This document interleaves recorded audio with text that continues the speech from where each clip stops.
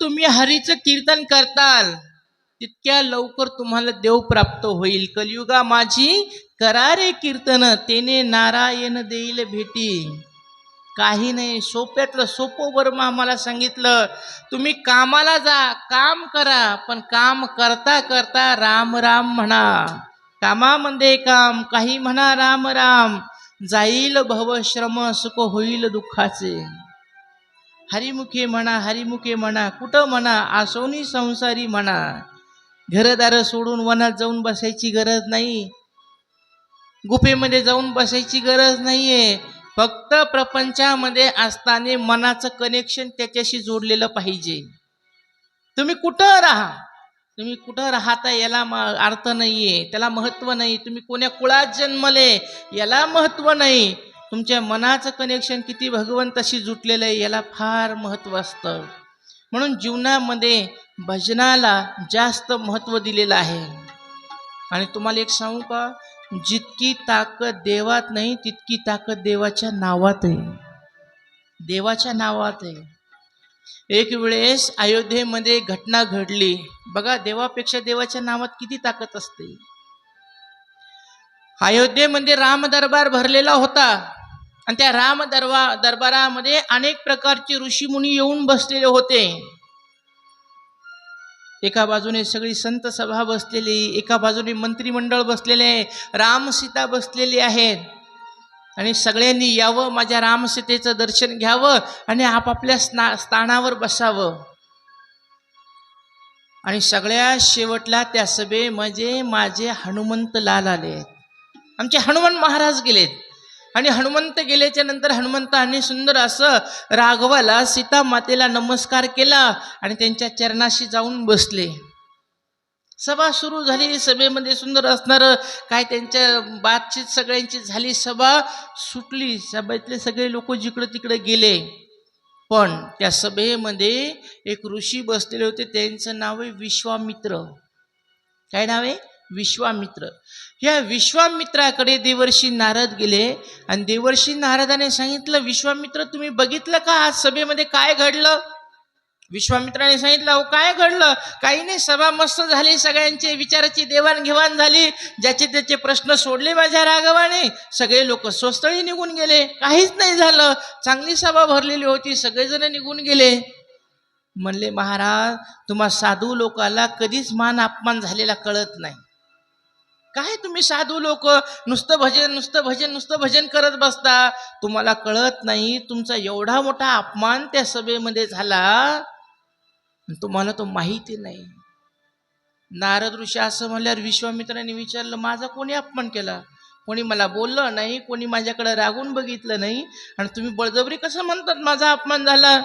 त्यावेळेस नारदाने सांगितलं, सभा भरल्याच्या नंतर सगळ्या शेवटला हनुमानजी आले होते सभेमध्ये. आणि आल्यावर त्यांनी राम सीतेला नमस्कार केला. त्यांच्या बाजूला त्यांचे गुरु वशिष्ठ महाराज बसले होते. त्या वशिष्ठाला बघून त्यांनी हात जोडले आणि खाली बसले. वशिष्ठाच्या बाजूला दुसऱ्या खुर्चीवरच तुम्ही होते ना, तुम्हाला नमस्कार केला का त्यांनी? तुमच्या पाया पडले नाही. ह्यो तुमच्या सभेतला अपमान झालेला आहे, तुमच्या लक्षात नाही आला, पण आमच्या सगळ्या लोकांच्या ध्यानात आला, आम्हाला सगळ्याला कळालं, तुम्हाला नाही कळाला. या पाया पडण्यावर इतक्या भानगडी वाढलेल्या आहेत ना, त्याच्यामुळं मोठमोठाले लग्न आता कुंकुटवर आलेले ह्या पाया पडण्यामुळंच. पहिले लय थाट होता पाया पडण्याचा, नाही मला माझ्या पाया नाही पडली, माझ्या पाया नाही पडली. काय लागलं तुझ्या पायाला? कोण विचारतो तुझ्या पायाला? तुझ्या पायाने का तीर्थयात्रा केलेली आहे? तुझ्या पायाने का 4 धाम यात्रा केलेली आहे म्हणून तुझे पाय पवित्र झाले? काय पाय पडण्याहून पडलो होतो लोकांना? विश्वामित्र म्हणले, असं मला नमस्कार नाही केला हनुमंताने? नाही महाराज, हे तुमचा अपमान झाला, तुमच्या लक्षात नाही आला. विश्वामित्र उठले आणि विश्वामित्र म्हणले, जे होईल ते होईल, पण हनुमंताने माझा केलेला अपमान याचा दंड हनुमंताला भेटलाच पाहिजे. हनुमंताला माहित नाही माझा काय अधिकार आहे म्हणून. ते विश्वामित्र उठले आणि विश्वामित्र डायरेक्ट माझ्या रामाच्या महलात गेले. राघवाने बघितलं विश्वामित्र आलेले, नमस्कार केला. गुरुजी तुम्ही कसे आलात, काय काम पडलं, मला बोलून घ्यायचं ना. त्याने सांगितलं, राघवा हा सभेमध्ये माझा मोठा अपमान झालेला आहे आणि त्या अपमानाचा बदला मला घ्यायचा आहे. महाराज सभेत कोणी तुमचा अपमान केला, कोण तुम्हाला बोललं? तो तुझा दास, तुझा सेवक, तुझा आत्मज हनुमंत. त्याला मला शिक्षा करायची. मी जी शिक्षा द्यायचं म्हणेल ती शिक्षा तुला द्यावी लागल. माझा ऐकशील? म्हणले हो. गुरुजी तुम्ही सांगा काय चुकलं हनुमंताकडून? काही नाही. आज सभेमध्ये हनुमंत आला, हनुमंताने तुम्हा दोघांना नमस्कार केला, वशिष्ठाला नमस्कार केला आणि मला नमस्कारच केला नाही. मी का साधू नाही का, मी का तपस्वी नाही का, मी का महर्षी नाही का, मला नमस्कार केला नाही, याचा दंड त्याला भेटलाच पाहिजे. गुरुजी काय दंड द्यायचा? काही नाही. उद्या सकाळी 7 वाजता हनुमंताला शरयूच्या तीरेवर मृत्यूदंड द्यायचा. काय द्यायचा आहे? मृत्यूदंड द्यायचा आहे, दुसरं काहीच नाही. रामप्रभू वचनात गुंतले होते. एक वचनी एक बाणी होकार दिला.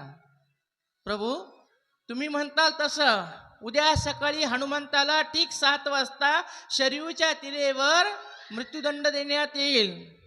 हनुमंताला बोलवलं, सांगितलं तू घोर अपराध केला विश्वामित्रांचा, म्हणून उद्या सकाळी तुला ठीक 7 वाजता शरयूच्या तीरेवर मृत्यूदंड देण्यात येणार आहे. उद्या सकाळी ठीक 7 वाजता तिथं उपस्थित राहायचं. हनुमंताने हात जोडले, होकार दिला. हनुमंत निघून गेले. विश्वामित्र स्वस्थळी गेले. रामप्रभूला रात्रभर चैन नाही, रात्रभर झोप नाही. माझ्या हनुमंताला दंड द्यायचा आहे. हनुमंताकडून चूक झाली, पण मी शब्दात बांधल्या गेलो, माझ्या हनुमंताला मला मृत्यूदंड द्यावं लागेल. रात्रभर रामाला झोप नाही. दुसऱ्या दिवशी सकाळी उठले, सगळ्यांचा प्रातःविधी आटपला, सगळेजण एकत्र आले, सगळी अयोध्या तिथं आली.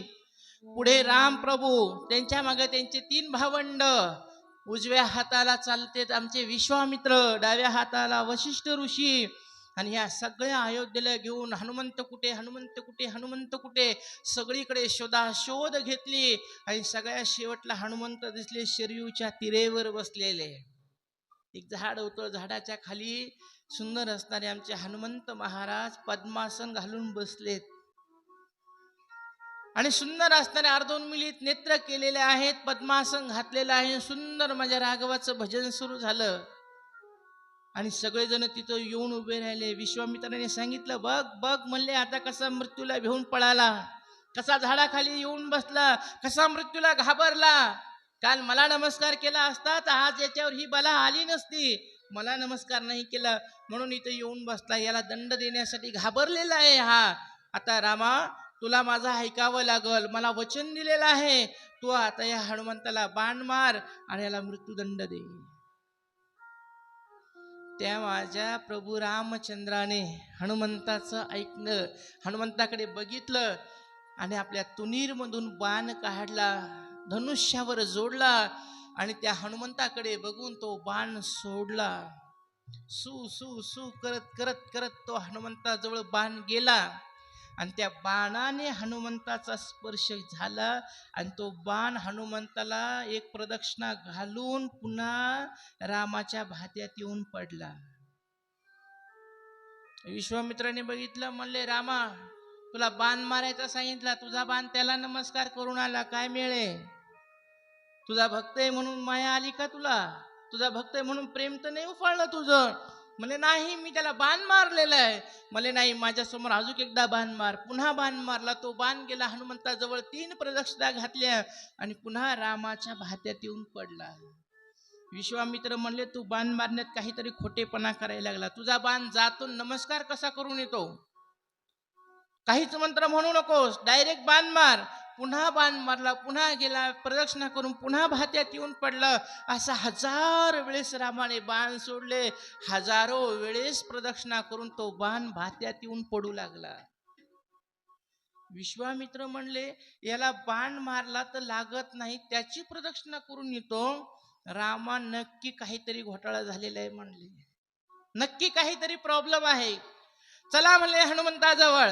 सगळेजण हनुमंताजवळ आले आणि हनुमंताला उठवलं समाधीतून आणि विचारला, अरे कोणती विद्या वापरलीस, तुला बाण स्पर्श करत नाही, तुझी प्रदक्षिणा करून तो पुन्हा भात्यात येऊन पडतो. रामप्रभू म्हणले, कस काय बाण तुला लागत नाही, काय झालं खरं सांग. तो म्हणला, खरं सांगू, मला बाण का लागला नाही, मला बाणाने का प्रदक्षिणा केली सांगू. म्हणले काय झालं सांग. म्हणले काहीच नाही प्रभू, मी डोळे बंद करून फक्त तुमच्या नामाचा सहारा घेतला, मी डोळे बंद करून फक्त श्रीराम जय राम जय जय राम हे भजन करत बसलो, बाकी काय झालं आणि कसं झालं मला काहीच माहित नाही. म्हणून राघवा तुम्हाला सांगतो, तुझ्या नामाचा महिमा तुझं न कळे मेघश्यामा. प्रभू तुमच्यात जितकी ताकद नाही का, तितकी ताकद तुमच्या नामात आहे. मन कलियुगामध्ये रामाच्या नामासारखं नाम जगात कोणतं पवित्र नाही. असं पवित्र नाव जीवाला समाधान देणार आहे. म्हणून संप्रदायामध्ये राम कृष्ण हरी असा उच्चार केलेला आहे. रामाचा आचार, कृष्णाचा विचार आणि हरीचा उच्चार म्हणजेच रामकृष्ण हरी. आणि जो ह्या रामनामाचा आधार घेतो, कृष्ण नामाचा आधार घेतो, त्याची भवपार पेढा निघून जात असते. असं सुंदर वर्णन केलं. म्हणून कलियुगाला कोणता दोष देऊ नका. कलियुगामध्ये जप तप कर्म क्रिया नेम धर्म हे सगळं वावगाची श्रम व्यर्थ जाईल, हे सगळं व्यर्थ जाणार आहे. मग कलियुगामध्ये सोप्यातला सोपा मार्ग सांगितला, भगवंताचं भजन करा. त्याच्या भजनासारखं दुसरं कोणतंच मोठं सुख नाहीये आहे. जो गातो त्याचं कल्याण झाल्याशिवाय राहत नाही. म्हणून हरेर नाम हरेर नाम हरेर नाम केवलम, गतिर नास्ती नास्ती नास्ती केवलम. हरिनामाशिवाय दुसरी गती कोणती जीवाला भेटू शकत नाही. म्हणून जीवाने कलियुगामध्ये हरिनामाचं स्मरण करावं. एवढं सुंदर उपदेश देवर्षी नारदाने केला.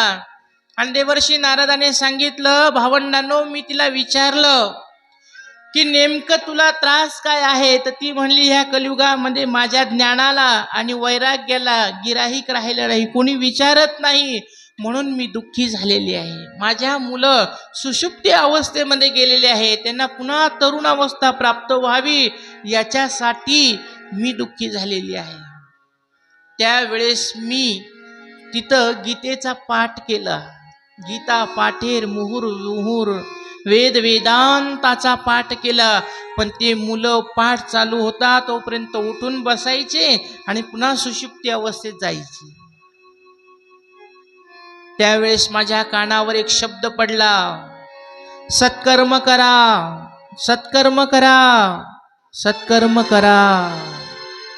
हे सत्कर्म काय आहे मला काही सुचत नाही. बरं झालं भावंडांनो, तुम्ही मला सापडलात. मला सांगा, सत्कर्म कशाला म्हणतात.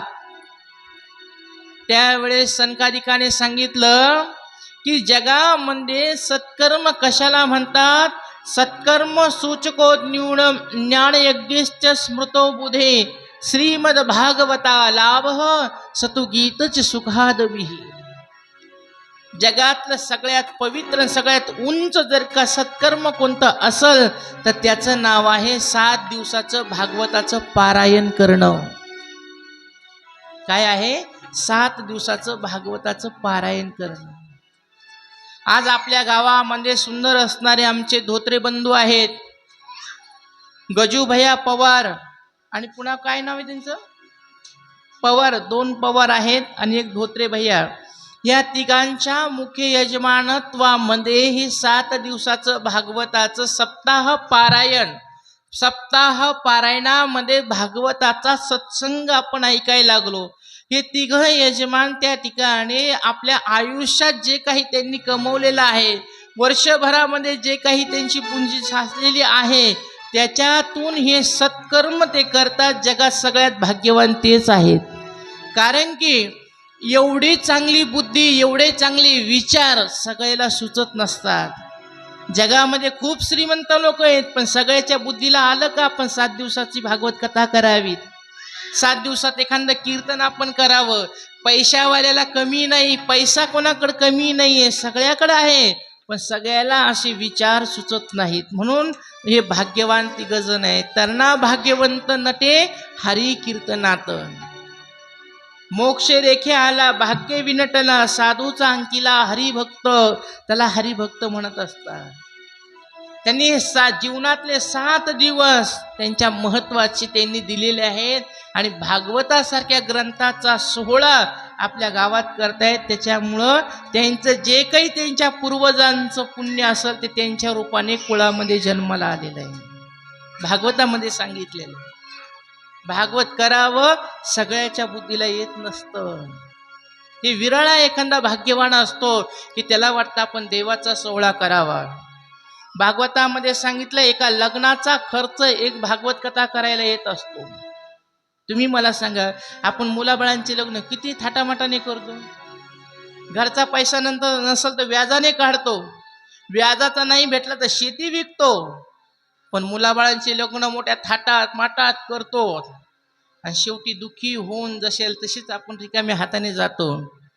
पण ह्या बिचाऱ्यांनी जे काही यांच्या वडील उपार्जित जी काही संपत्ती त्याच्यामध्ये कष्ट करून त्यांच्या ऋणातून मुक्त होण्यासाठी भागवताचा ग्रंथ त्यांनी लावला. याचा अर्थ त्यांचे सगळे पूर्वज उद्धरून गेले, याच्यात संशयच नाही. म्हणून सगळ्यांच्या बुद्धीला हे सत्कर्म करण्याचे विचार येत नसतात.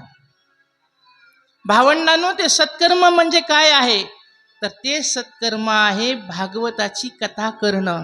तुम्ही ती भागवताची 7 दिवसाची कथा करा, त्या ज्ञान वैराग्याला त्या ठिकाणी तरुण अवस्था प्राप्त होईल. ते म्हणले आता भागवत कोणी करावं, कोणी वाचावं, कोणी ऐकावं, सोपं नाही ह्या गोष्टी. सनकाधिकाने सांगितलं काही टेन्शन घेऊ नका, भागवत आम्ही सांगतो, तुम्ही फक्त ज्ञान वैराग्याला आनंद नावाच्या वनामध्ये घेऊन या. आम्ही हरिद्वारच्या पुढे येतोय. ती नारद ऋषी पुन्हा वापस गेले. जाता जाता सगळ्यांना सांगितलं चला हरिद्वारच्या पुढे आनंदवनामध्ये कथा होणार आहे. सगळ्या लोकांना कळालं. सगळे लोक ठीक दुपारच्या 1 वाजता त्या आनंदवनामध्ये आलेत कथा ऐकायला. हे सनकादिक भावंड आलेत, सुंदर असे व्यासगादीवर बसले आणि तिथं कथा ऐकायला सामान्य लोक बसलेले नव्हते. अत्रि, वशिष्ठ, चवन, भारद्वाज, मेधा, तेथील देव राहतो असे महान महान संत तिथं येऊन बसले. 4 वेद, 6 शास्त्र, 17 पुराण तिथं भागवत ऐकायला बसले. भक्ती ज्ञान वैराग्य आले. सगळेजण समोर 3 जण बसलेले आहेत. एका आसनावर देवर्षी नारद बसलेले आहेत आणि सुंदर असणारा भागवताचा महिमा सनकादिक संतांनी सांगितला. सदा सेव्या श्रीमद भागवती कथा यस्य स्मरण मात्रेन हरिश्चित्तम समाश्रयतः. दरवर्षी ऐका. काय ऐका तर भागवताची कथा ऐका. भागवताची कथा ऐकल्यावर काय होईल तर हरिश्चित्तम समाश्रयत. हरी आपल्या चित्तामध्ये वास्तव्य करील आणि हरीने जर का आपल्या चित्तात वास्तव्य केलं तर फायदा काय होईल, दुःखाचा स्पर्श सुद्धा जीवाला होणार नाही. दुःख आपल्या जीवनातलं निघून जाईल आणि सगळं जीवनामध्ये आनंद निर्माण होईल.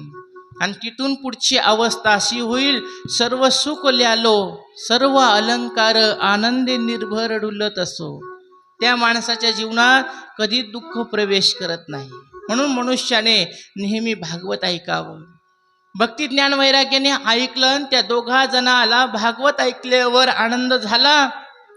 2 जण सुषुप्ती अवस्था सोडली, तरुण अवस्थेमध्ये आलेत आणि त्या दोघांना बघून भक्तिदेवीला आनंद झाला. भक्तिदेवी तिथंच उभा राहिली आणि भगवंताच्या नामाचा गजर केला. बोली गोपाल कृष्ण भगवान की जय. सुंदर असणारा त्या ठिकाणी गजर केला. सगळ्या लोकांना आनंद झाला आणि भक्ती देवी त्याच सभेत उठून त्या ठिकाणी नृत्य करू लागली. श्रीकृष्ण गोविंद हरे मुरारी नाथेती नामानी मुहुर वदंती. त्या भक्ती देवीने विचार केला, ह्या हरिनामामुळे माझं दुःख नाहीच झालं. आता तीच भक्ती देवी उभारून त्याच हरिनामाच्या कीर्तनामध्ये नृत्य करायला लागली. सगळ्यांनी उठून तिच्या सोबत नृत्य करायला सुरुवात केली आणि सुंदर भजनाचा आनंद सर्वांनी घेतला.